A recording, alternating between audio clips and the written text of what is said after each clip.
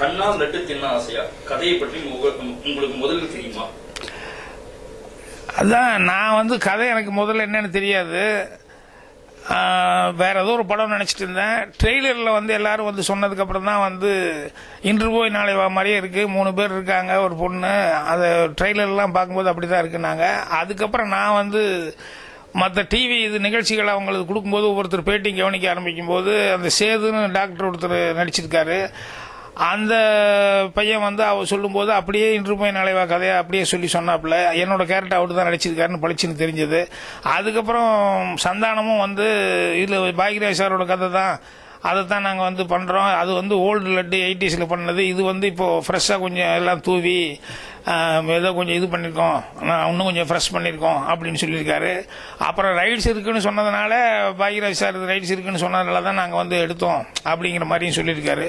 So இதெல்லாம் கோர்ட்டுக்கு இதெல்லாம் சொன்னதுனால தான் இந்த மாதிரி மேட்டர் ஆகும்போது முதல்ல அவர் பேரை போடுங்க, அப்புறம் மீதி என்ன அவர் கிளைம் பண்ணுறாரு என்னங்கிறது அப்புறம் பார்த்துக்கலாம் அப்படின்னாங்க. நான் படத்தை நிறுத்தணுங்கிறது என்னுடைய நோக்கமாக இல்லை. படத்தில் என் பேர் வரணும், டைட்டில் வரணும், அது முக்கியமாக இருந்தது. அதுக்கப்புறம் எனக்கு நஷ்டஈடு என்னங்கிறது அதுக்கப்புறம் நான் கிளைம் பண்ணுறேன். அதனால் எனக்கு கணக்கு வழக்கு மட்டும் எனக்கு வேணும் அப்படின்னு சொன்னேன். இப்போ அதே மாதிரி பேரை போட்டாங்க. அடுத்தது கேஸ் கண்டினியூ ஆகும். ட்ரையல் வரும்போது எனக்கு என்னோட கதைங்கிறது எப்படிங்கிறது நான் ப்ரூவ் பண்ணுவேன். நான் ஊர் பூரா தெரிஞ்ச சமாச்சாரம் எல்லாத்துக்குமே தெரியும். அதனால் இனிமேல் நான் புதுசாக ப்ரூவ் பண்ணுங்கிறது இல்லை. ஜட்ஜி வரைக்கும் நேரம் போய் சேர்ந்துருக்கும். அதுதான் சொல்லிட்டு எல்லா பத்திரிகையிலும் எல்லா இதுலேயும் பார்க்குறவங்க எல்லாருமே சொல்லுவாங்க. ஏன்னா அது 32 வருஷமாக நான் சம்பாதிச்ச ஒரு கிரெடிட். அந்த படம் யாருனாலையும் மறக்க முடியாதுங்க லெவலுக்கு. அதனால இப்ப காசு வாங்கிட்டேன். உதயநிதி ஸ்டாலின் பேசினாரு, இவர் பேசினாரு, அவர் பேசினாரு. யாருக்கிட்டையும் நான் ஒன்றும் பேசல. அவங்க யாரும் அப்ரோச்சும் பண்ணல. அதனால எந்த காசும் வாங்கல. கேஸ் நடந்துட்டு இருக்கு.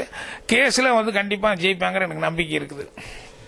கண்ணால் லட்டு தின்ன ஆசையா உங்களுக்கு தேங்க்ஸ் போட்டிருக்காங்க. அது போதுமா இல்ல வேற எதாவது நஷ்டஈடு நீங்க வேற எதாவது எதிர்பார்க்கறீங்க? சொன்னனுங்களே, நஷ்டஈடு நான் அக்கௌண்ட் கேட்டிருக்கிறேன். நஷ்டஈடு என்னங்கிறது அதுக்கப்புறம் நான் சொல்லுவேன். முதல்ல ப்ரூவ் பண்ணிட்டு தான் நஷ்டஈடு கேட்பேன். அது அங்க கிரைம்ல எனக்கு எல்லாமே சந்தேகமா இருக்குன்னு சொல்லிட்டு அதுல 2 கோடி ரூபாய் கேட்டேன். எனக்கு அந்த அக்ரிமெண்ட் அது இதெல்லாம் சரியில்லை அப்படின்னு சொல்லிட்டு இவங்க கிட்ட அதை நான் இப்போ சூட் போடும்போது என்னன்னு சொன்னா அதுலயே அங்க சொல்லிக்கிறதுனால இதுல முதல்ல அக்கௌண்ட் எல்லாம் சப்மிட் பண்ணணும். அதுக்கப்புறம் நான் என்ன இதுங்கிறத கிளைம் பண்ணுவேன். உங்க புகார்ல புஷ்பா கந்தசாமி மீது குற்றம் சாட்டியுள்ளீர்கள். இது விஷயமா நீங்க பாலச்சந்தர் சார் எதனா முறையிட்டு? இல்லைங்க, நான் முறையில்ல. இல்ல முறையில்லை. அவங்ககிட்ட சொன்னேன். அதை மீறி இப்படி நடந்திருக்குது அப்படின்னு சொல்லும்போது அப்புறம் எனக்கு என்ன சொல்றது என்ன பேசுறதுன்னு எனக்கு தெரியல. ஏன்னா அவங்க கிட்ட டைரக்டா இருந்தா பரவாயில்ல. அவங்க இன்னொருத்திட்ட நான் கொடுத்துட்டேன் நான் என்ன பண்றதுன்னு தான் சொல்லுவாங்க. ஏன் கொடுத்தீங்க தெரிஞ்ச ஏன் கொடுத்தீங்கன்னா, ஆனா இங்க அவங்க ரிக்வஸ்ட் பண்ணது உண்மை. அது பூர்ணிமாவே பிடிச்சிக்கிட்டு பூர்ணிமா கிட்ட எப்படியாவது கொஞ்சம் இது பண்ணுங்க, சார்கிட்ட சொல்லி இது பண்ணுங்க, எல்லாரும் என்ன மாட்டி விட பாக்குறாங்க அப்படி இப்படின்னு சொல்லி ராமநாராயண் எல்லாம் தப்பிச்சுக்கு வர போலுக்கு நான் மாட்டிக்குவேன் அப்படிங்கிற மாதிரி எல்லாம் பேசிட்டு போனாங்க. இன்னைக்கு இல்லங்கிறாங்க. அது கடவுளுக்கு தான் தெரியும். இல்லைங்க, இன்னும் பார்க்கல. நான் எல்லாரும் சொல்றதை கேட்டுக்கிட்டேன், அவ்வளவுதான். வழியே இனிமேல் தான் நான் பார்க்க போறேன். உங்கள் புகார் அடிப்படையில் குற்றம் சாட்டப்பட்டவர்கள் மீது காவல்துறையினர் எவ்வித நடவடிக்கை எடுத்துள்ளார்கள்? ஏதேனும் நீதிமன்ற வழக்கு தொடரப்பட்டுள்ளதா? இல்ல, அவங்க அந்த அடிப்படையில் அன்னைக்கு யாரெல்லாம் இருந்தாங்க, எக்ரிமெண்ட் போட்டது யாரு என்ன, அந்த கையெழுத்தெல்லாம் கரெக்டானு சொல்லி செக் பண்ண சொல்லிக்கிறேன்.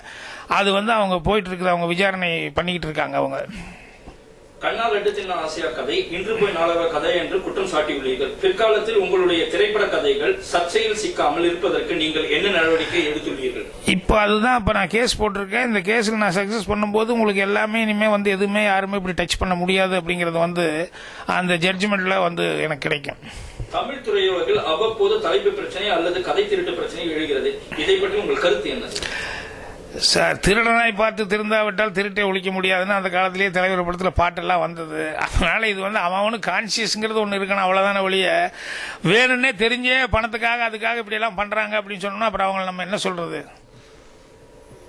இன்று போய் நாளை வா திரைப்படத்தை உங்கள் மகன் சாந்தனு பாக்கியராஜுக்கு ரீமேக் செய்ய திட்டம் வைத்திருந்தீர்கள். இப்போது அந்த முயற்சி தோல்வியுற்றது. தற்போது உங்கள் மகனுக்கு உங்களுடைய பழைய படத்தில் எதை ரீமேக் செய்ய உள்ளீர்கள்? இல்ல, நான் யோசிச்சு தான் செய்யணும். வேற என்ன படம்? அவனுக்கு சூட்டபிளா 2-3 படம் இருக்குது. இனிமேல் நான் யோசிச்சு தான் நான் பண்ணணும். அது கூடிய சீக்கிரம் நான் அனௌன்ஸ்மெண்ட் பண்றேன். சரி சார், இந்த பிரச்சனை சம்பந்தமா இந்த 2 பேர்ல பேசிருக்காங்க. உங்க வைஃப் கிட்டயும் பேசிருக்காங்க. ராமநாராயணன் சார் குறிப்பா ராமநாராயணன் வரல, அவர் ஆள் அனுப்பிச்சாரு. அவர் ஆள் அனுப்பிச்சு பேசுறாங்க. பட் இந்த படத்துல நடிச்ச நாயகர்கள் இருக்காங்க சார், 3 நாயகர்கள், சந்தானம், பவர் ஸ்டார், அப்புறம் இவங்க இந்த நடிகர்கள் யாராவது உங்களை அப்ரோச் பண்ணாங்க இதை பத்தி எதனா? இல்ல ஒன்னும் அப்ரோச் பண்ணல. அதான் சொன்னேன், ஸ்டேட்மெண்ட் கொடுத்தது சந்தானம் முதல்ல வந்து ஓப்பனா உண்மையை சொன்னாப்ல.